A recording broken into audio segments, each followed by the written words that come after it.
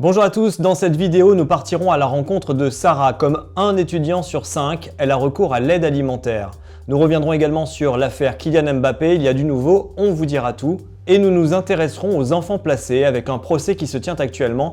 Voici l'essentiel de l'actu. 20% des étudiants sont contraints de recourir à l'aide alimentaire selon un baromètre de l'association Copain, publié aujourd'hui.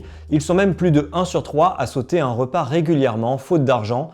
Nisrine a rencontré Sarah, une étudiante qui a accepté de partager son quotidien. Du coup là c'est la fin du mois et c'est tout ce qui me reste de mon frigo. Donc là il me reste du chou rouge qu'on m'a donné il y a plus de 2 semaines. J'ai encore un yaourt, alors bon, il faut pas faire attention à la date, 2 pommes, une carotte. Cette année en fait c'est beaucoup plus difficile que toutes les autres années parce que du coup j'ai pas la bourse. Parce qu'en fait j'ai dépassé les années d'études et j'ai fait plus de 7 ans d'études. Du 15 jusqu'au 31, j'ai 30 € et du coup j'essaye de survivre avec les colis alimentaires. Je suis arrivée ici depuis novembre dernier et j'ai déjà perdu 10 kilos en fait. Du coup là par exemple c'est un pantalon que je portais quand je suis arrivée ici en novembre 2023. Ça me va plus du tout en fait. Maintenant que je vois comme ça, je comprends pourquoi mon père il était inquiet et qu'il me demande de manger à chaque fois. Ou ma mère aussi. Alors du coup là c'est mon placard. J'ai aussi la chance d'avoir du poisson, mais j'en mange très rarement parce qu'en fait c'est tellement rare que en fait, j'ai envie d'en manger que pour certaines occasions précises. Pourquoi je stocke autant la nourriture? Alors je me pose la question si c'est parce que j'ai peur en fait de plus avoir rien du tout. Il n'y a pas que l'alimentaire où je fais un petit peu de sacrifice. Il y a aussi les chaussures. Alors ça fait 3 ans que je les ai, mais là elles sont en train de me lâcher. J'ai essayé de recoller, rafistoler avec de la colle. Il faut que j'essaie d'économiser pour avoir une nouvelle paire de chaussures. Mais elles sont bien, en ce moment il pleut, alors du coup j'essaie d'éviter les flaques. Voilà. Il y a eu aussi beaucoup de moments où je me suis sentie honteuse d'être sans moyens. Des fois on fait vraiment un choix entre est-ce qu'on veut manger ou est-ce qu'on veut du matériel pour les cours. Et j'avoue que ça m'est arrivé plusieurs fois de prendre plus la priorité sur les cours. Là, du coup, on va partir, on va aller chercher le colis alimentaire Linky. Du coup, c'est un colis alimentaire que je vais chercher un mercredi sur 2 à ma fac. Et en même temps, je fais aussi bénévole là-bas. Voilà. Bonsoir. Alors, sur la table un produit, plus le hachis parmentier si tu manges de la viande. Je veux bien le hachis parmentier. Merci. Est-ce que tu veux de la focaccia à Je veux bien. Ça a l'air super bon. Bon, je vais prendre un dentifrice, celui-là, ouais, parfait. Merci beaucoup. Super. Alors vous avez le choix entre ce pain ou celui-là. Lequel vous préférez? Je veux absolument participer à ça. Parce que je sais à quel point ça peut être important pour beaucoup de gens aussi comme moi. Mon plus grand souhait, du coup, je pense être pas stressé par l'argent, pas stressé de savoir qu'est-ce que je vais manger, qu'on soit plus pris en compte, ça serait bien. De nouvelles révélations sur les nuits suédoises de Kylian Mbappé. Le capitaine des Bleus est cité dans une affaire de viol et d'agression sexuelle présumée, mais aujourd'hui il y a du nouveau. On fait le point avec Nicolas. De nouvelles informations concernant l'implication de Kylian Mbappé dans une affaire de viol ayant eu lieu en Suède ont été révélées par le journal Le Parisien ce jeudi 17 octobre. Selon les informations du quotidien, il y aurait bien eu une relation sexuelle, mais consentie. L'affaire a débuté ce lundi 14 octobre lorsque 2 journaux suédois ont révélé que l'international français serait visé par une enquête pour viol et agression sexuelle qui aurait eu lieu le 10 octobre au Bank Hotel, un établissement de luxe situé à Stockholm. L'article du Parisien revient sur la chronologie de la soirée. Kylian Mbappé se serait envolé pour la capitale suédoise accompagné de Nordi Mukiele, son ancien coéquipier du PSG qui joue cette saison au Bayer Leverkusen. Sur place, ce dernier aurait loué les services d'un concierge de luxe, un certain Marco D, un ancien mannequin aujourd'hui reconverti dans l'organisation de prestations sur mesure pour les VIP. Celui-ci travaille aussi comme consultant pour le V-Club, une boîte de nuit ultra select qui organise des soirées privées pour sa riche clientèle en lui assurant la compagnie de jeunes femmes invitées pour l'occasion. Les 2 joueurs français et leur entourage auraient donc passé une partie de la soirée dans ce club et Kylian Mbappé aurait ensuite regagné son hôtel en compagnie d'une jeune femme rencontrée sur place et avec qui il aurait eu des rapports sexuels. Ce dernier aurait précisé que les rapports étaient totalement consentis en affirmant qu'il avait reçu des messages très positifs de sa partenaire quelques heures après leur séparation. Cependant, même si Mbappé et son entourage semblent à présent sûrs d'être visés par cette plainte, il n'a toujours pas été nommé directement par la justice suédoise et on ne sait pas non plus si la plaignante est la jeune femme avec laquelle le footballeur aurait eu des rapports. Lundi, lors de la publication de la nouvelle par les médias suédois, le joueur français avait répondu via le réseau social X en affirmant qu'il s'agissait d'une fake news visant à le déstabiliser la veille d'une audience concernant un litige litige financier qui l'oppose au PSG, son ancien club, à qui la star réclame 55 millions d'euros de salaires impayés et autres primes. Une défense qui pourrait être une référence à une enquête de Mediapart de 2022 qui avait dénoncé une affaire de cyberharcèlement orchestrée par le service de communication du PSG afin de traîner dans la boue les joueurs qui leur posaient problème. En attendant la prochaine étape, la star du football continue de s'entraîner et a déclaré par l'intermédiaire de son avocat Marie-Alix Canu-Bernard qu'il restait serein mais était éberlué de voir l'emballement médiatique. 18 personnes sont actuellement jugées à Châteauroux dans une affaire de fausse famille d'accueil du Nord. Parmi les faits qui leur sont reprochés, violence et maltraitance sur des enfants placés, accueil de mineurs sans déclaration préalable. En France, 25 000 familles d'accueil travaillent, elles, avec sérieux et dans la légalité. Camille a rencontré l'une d'entre elles. Il y a quelques mois, nous avons rencontré Béatrice, assistante familiale depuis 5 ans. Normalement, on a un agrément qui nous permet d'accueillir au maximum 3 enfants. Malheureusement, aujourd'hui, avec le manque d'assistante familiale, on est toujours en surcapacité.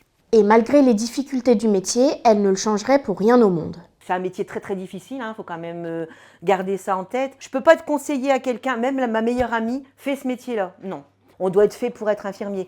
Fait pour être médecin. Et assistant familial, c'est exactement ça. Tu sais jouer, toi? Tout ça pour gagner.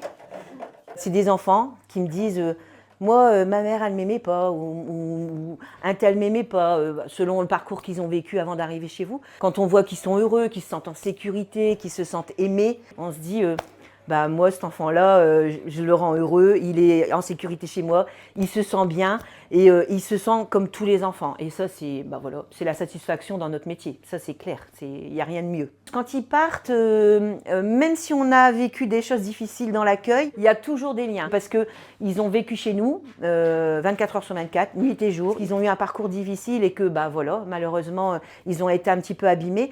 Mais il y a du bon chez eux quand même. Et on pense à ça, essentiellement. On se dit, il a bricolé avec mon mari dehors, il lui a fait des tremplins pour ses voitures. Et on se dit, on a envie de penser qu'à ces moments-là. Le jour de cette rencontre, Béatrice a reçu la visite d'Annick Moine, présidente de la Fédération nationale des assistants familiaux et de la protection de l'enfance. Ça fait un petit moment qu'on ne s'est pas vu. Exactement. Le contexte, il est peut-être meilleur aujourd'hui qu'il l'a été il y a un an. Différent. Voilà. Différent. C'est sûr. Son rôle, venir en aide aux assistantes familiales en litige avec leur employeur. Aujourd'hui, les assistants familiaux, ils travaillent à longueur de jour dans la peur d'être sanctionnés. C'est invivable. On n'a pas du tout de liberté de prise en charge. Un enfant qui a 37,5 de température, où nous, en tant que parents, on aurait donné un Doliprane. Non, on ne peut pas donner de Doliprane. Selon elle, il existe beaucoup de dysfonctionnements au sein de cette institution qui sont préjudiciables et pour les assistants familiaux et pour les enfants. C'est la journée mondiale du don d'organes. Chaque année en France, 6000 greffes d'organes sont réalisées. Nous avons interrogé Claire qui a choisi de donner les organes de son mari décédé pour offrir de l'espoir à d'autres familles. Et Fabrice, qui lui a été greffé du cœur. Aujourd'hui, il participe à des compétitions sportives. On habitait en couple avec mon conjoint, vie maritale depuis plus de 26 ans. Emmanuel ne travaille pas, moi je travaille. Il part courir avec une de mes amies. Et à peine arrivé au bureau, 1 heure après, j'ai mon ami qui m'appelle, qui me dit Emmanuel fait un malaise, viens. Elle me rappelle 5 minutes après en me disant il est en arrêt, il faut vraiment que tu viennes vite. Il s'est avéré qu'il avait fait un AVC. Et moins de 24 heures après, on m'a annoncé qu'il était en mort cérébrale. Moi, je suis né avec une malformation cardiaque. J'avais déjà parlé avec ma cardiologue qui m'avait dit que peut-être un jour, potentiellement, il fallait avoir une greffe. Alors après, quand on vous annonce qu'il y a une mort cérébrale, il n'y a plus de porte de sortie. Moi, je leur ai dit qu'il n'y avait pas d'acharnement thérapeutique. Il avait émis 2 réserves, il ne voulait pas donner ni son cœur ni ses yeux. On vous demande si vous souhaitez avoir des nouvelles. Il faut savoir qu'en tant que famille de donneurs, on ne sait pas à qui on donne. On sait quels sont les organes qui ont été prélevés. Donc au bout d'1 mois, j'ai reçu une lettre qui me disait que les 3 receveurs allaient bien. D'être greffé et de recevoir le cœur d'une autre personne, pour moi, n'a pas été compliqué. J'ai pris ça comme un cadeau auquel il faut faire attention. C'est ce que dit Fabrice. Je pense que le plus beau cadeau pour une famille de donneurs, c'est d'entendre ça, qu'on respecte. Il respecte son organe, il respecte ce cadeau. Moi, ce que je voudrais dire à Claire, c'est que c'est un merci d'avoir respecté la volonté de son mari. L'histoire de Fabrice m'inspire, c'est qu'on a eu 1000 fois raison.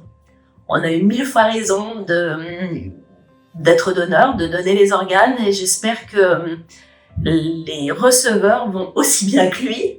Voilà, c'est un beau message. Pour moi, c'est vraiment un beau message d'espoir, et de se dire que voilà, on ne fait pas tout ça pour rien. Dans les autres actualités aujourd'hui, Israël vient d'annoncer la mort du chef du Hamas à Gaza, Yahya Sinwar, tué dans une frappe cet après-midi. Il aurait été tué avec 2 autres membres du Hamas. Son identité a été confirmée après analyse ADN. Rebondissement dans le rachat de la filiale de Sanofi qui produit le Doliprane. Alors qu'une grève a partiellement bloqué aujourd'hui l'usine de production de Lisieux, un fonds d'investissement français a annoncé faire une nouvelle offre d'achat. PAI Partners a en effet relevé son offre initiale de 200 millions d'euros et garantit les emplois en France. Nouveauté pour les plaintes concernant les vols d'objets en France. Désormais, au lieu d'attendre des heures dans un commissariat, vous pourrez déposer plainte en ligne sur un service dédié qui s'appelle Ma Sécurité, un service ouvert dès aujourd'hui. Voilà pour aujourd'hui, commentez l'actualité et partagez cette vidéo et bien sûr, abonnez-vous.